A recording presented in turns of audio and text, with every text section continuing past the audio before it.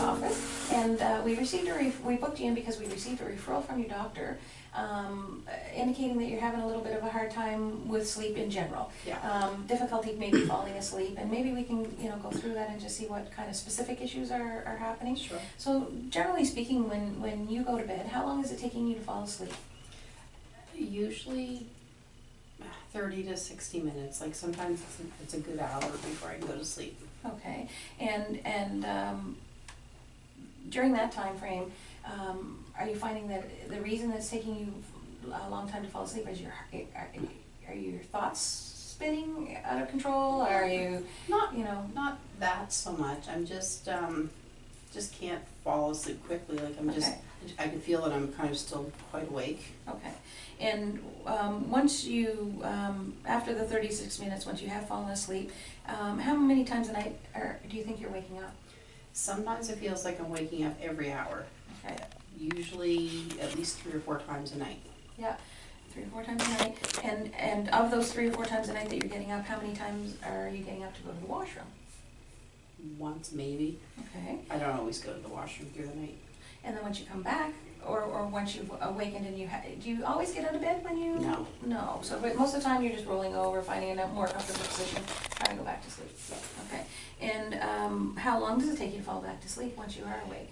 A while, like 20 minutes or so. Okay. Yeah. And when you wake up in the morning, are you feeling well rested? No. And any headaches or grogginess? No headaches.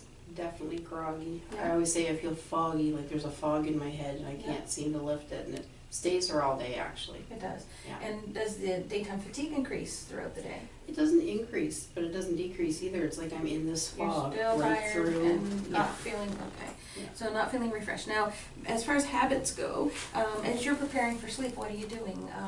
What time do you go to bed typically? I usually go to bed around 10. Okay, and 10's a good bedtime target. And once you're in bed, then are you ready for sleep? Are you just rolling over trying to get to sleep, or? No, I usually, like, I have my laptop in, so I'll play a few games or whatever. I do like to just do a lot of research and stuff at night, just checking things out or talking to friends on Messenger. Okay, Yeah. so although you're in bed at 10, how long is it taking you to fall asleep initially at that point? How long will you spend actually on the devices? Oh, usually till midnight or 1. So a couple of hours. Yeah. And then from that point on, it's taking you 30 to 60 minutes after you've stopped playing with the devices to go to sleep. Yeah. Okay. At least. So it could be like 1 o'clock in the morning by the time. And what time do you have to get up in the morning? I usually get up at 6. You see, I'm tired. Like if I'm on my computer and it's midnight or 1 o'clock, I'm tired. My eyes are tired. I'm very sleepy. Yeah. As soon as I shut that and lay it aside, I'm laying there wide awake. And then like an hour later, I might fall asleep. Okay. Yeah. And then if you're finally falling asleep at 1 o'clock in the morning and then having to get up at 6 a.m., then you're looking at a 5-hour window of sleep, which is on the low side. So in general, they recommend that a person has between 6 and 8 hours of sleep. So right off the bat, you're a little shy on the overall time frame. Does anybody sleep that long? Oh yes, really? Yes. And it varies from person to person. Yeah. So some people, will be just fine with 5 hours of sleep, but most people between 6 and 8 hours. If you get any longer than that, it can have a negative impact as well. But it's different for everybody. But for you, if you're waking up and you're still feeling tired, then that's an indicator that 5 hours isn't enough. So some of the things, so what we would then look at is what are good sleep habits. They call it sleep hygiene. So you'd want to assess your environment, you'd want to assess what you're doing. And right off the bat, when you're telling me that you're going to bed at 10 o'clock, but you're playing on you're not playing, but you're using your laptop, what happens there is all of the handheld devices, whether it be a laptop, a television, and even a television, laptop, television, iPad, smartphones, any of those, they have a form of pixelated light that's very bright and it stimulates brain activity. So you're trying to relax and fall asleep, but in fact what's happening is it's like daylight coming into your eyes and your brain is interpreting it that way, and it tends to wake you up. So our body has its own natural circadian rhythm, and what will happen is our body provides us with a hormone called melatonin. And the natural upsurgence of that generally occurs around 10 o'clock at night. So what they recommend is 10 o'clock is a great bedtime target Yeah. if you're trying to fall asleep. So, but to prepare for that, you want to wind down for the last hour before bed. Whenever your bedtime is, the last hour should be spent relaxing. Lower your light levels, decrease your activity, don't eat anything that is a lot to digest. Don't exercise strenuously, like some low-level calming exercises like That's what I yoga thought or the something games like were. that. Yeah. Because they are relaxing to me. They feel like they're relaxing, Yeah. but it's the light level. Okay. Okay, so, and the thought processes as well, so that's stimulating your brain activity, and it's actually increasing the brain wave rather than decreasing the brain wave and helping you Okay. fall down into Yeah, sleep. makes sense. So if you were going to be spending your time on the laptop, and I know it's difficult, especially for women, we tend to be working all day, then coming home and taking care of a family, then taking care of the household chores, and then finally when the kids are in bed and the husband's off doing something else or in bed already, then you get to unwind and relax, and Yeah. that's your form of enjoyment. Yes. So if you could back that up a little bit, and maybe start that at 9 o'clock or 8 o'clock, but just make sure that, if your target bedtime was, say, 11, and in fact for you it's ended up being 1 o'clock in the morning, and you probably don't think of it that way because you're in bed from 10 o'clock on. Yeah. So, so right away, knowing that one particular activity is going to stimulate your brain activity, then when you finally do shut everything down to go to sleep, your brain is amped up. And then it usually starts your thought processes, and we'll be thinking about tomorrow and how we can fix this or that, what we have to do at work, making the lunches, whatever we have to do for the next day's activities, and it doesn't allow you to relax and fall asleep. What about the waking up through the night? Because once I fall asleep, Yeah. I'm still waking up. I'm not going on my computer or anything at that time. I might go to the washroom. Yeah. I don't turn the light on when I go to the washroom. So why am I? Generally, the shorter quality of sleep and the shorter length of time, we're going to wake up more in a shorter space probably than we will in a longer space. That's a form of insomnia as well, and it is often related to brain activity too, and you need something that can soothe you into sleep. Okay. So, That'd be nice. so what we'd like to do is we could perhaps monitor your sleep process. There's other factors that in the environment that can affect your quality of sleep as well. Temperature of your bedroom. If it's too warm, it can be a problem. If it's too cold, it can be a problem. So you need a nice midline there in the low 70s is usually good. The light levels in your room, the noise levels in your room. Is there anything else that could be disturbing your sleep during the night that you find is waking you up? Anything that you've identified as a consistent issue? I live on a busy street, and I don't really pay much attention to traffic. I don't really hear it, but if one of my neighbors pulls into their yard, Yeah. it you can hear the rumble of the engines, and Yeah. and then my dog wakes up. He sleeps with me. Okay. My puppy sleeps with me, and if he hears a car come in one of the neighbors' yards, he is fully awake. Okay. And so I just have to kind of calm him down. So that happens sometimes. Yeah. Like I said, sometimes I wake up, I have no idea why. Like the Everything blankets seems feel calm. heavy, Yeah. or it feels too warm, or it feels too cold. There's different reasons every night. So Okay. So what we can do is get you to fill out a sleep diary.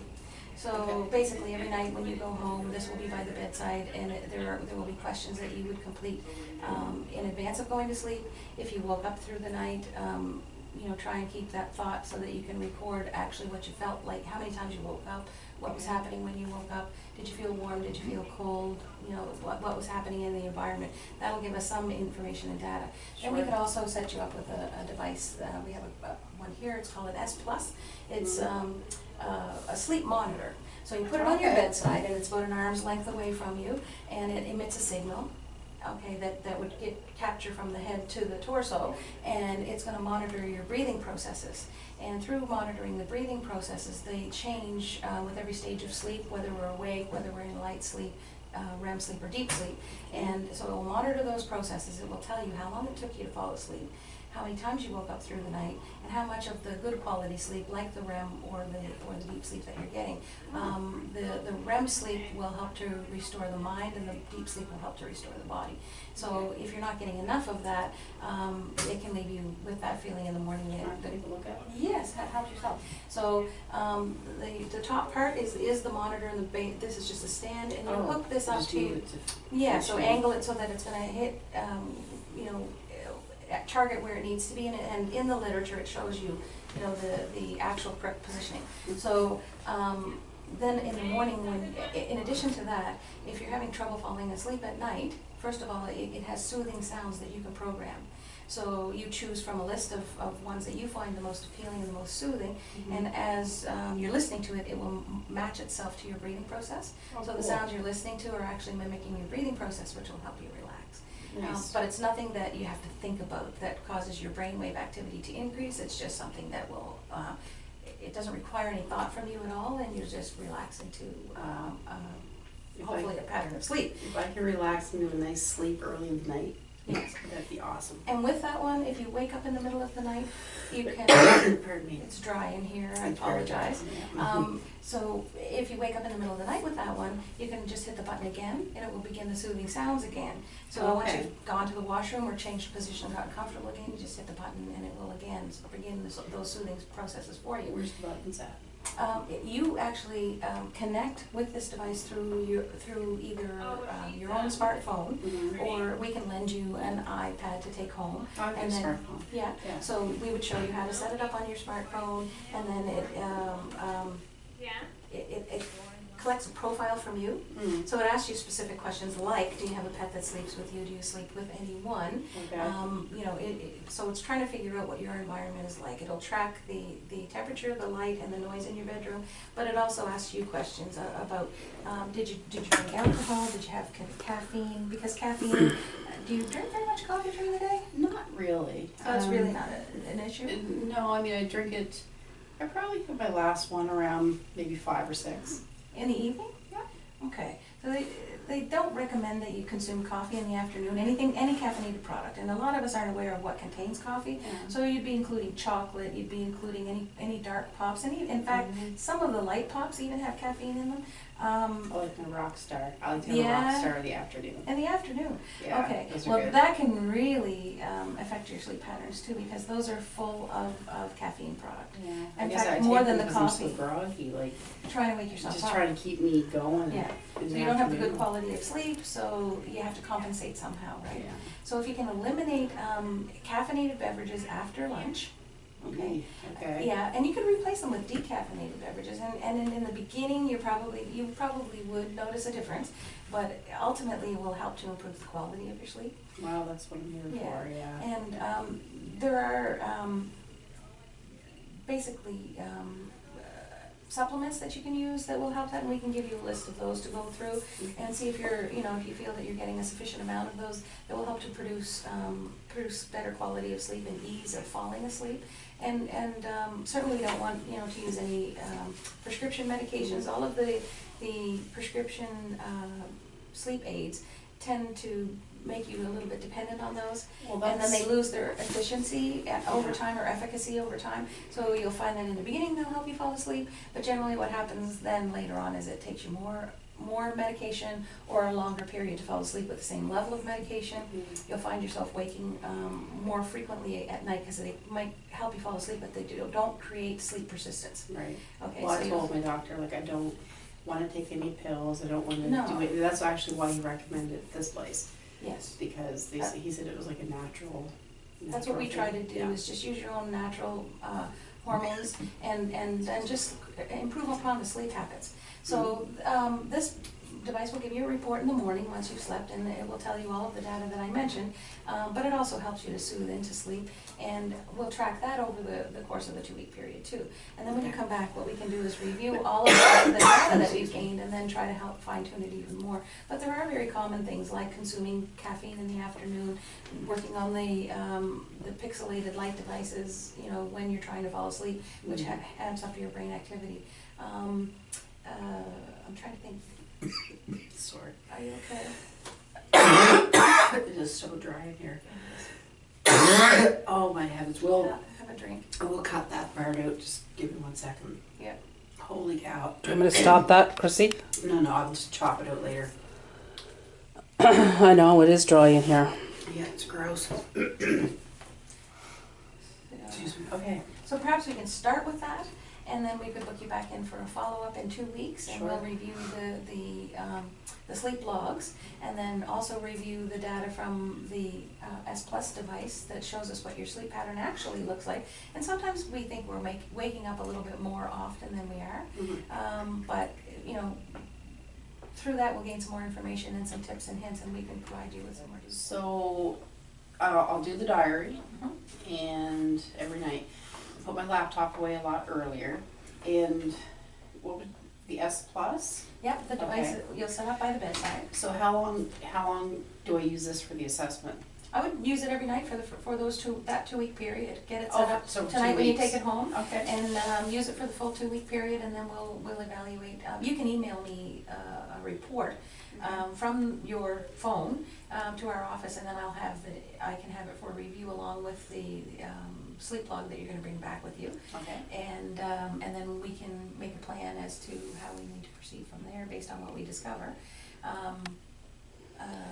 And at that point, you know, if we need to book a further appointment, we might send you home with some recommendations to implement, and then you can tell me how you're doing with the changes that you've already made. So. Okay. Looking forward to getting a good night's sleep, hopefully. Yes. All right. All right. It was nice to meet you. Thank you very much. We'll see you in a couple of weeks.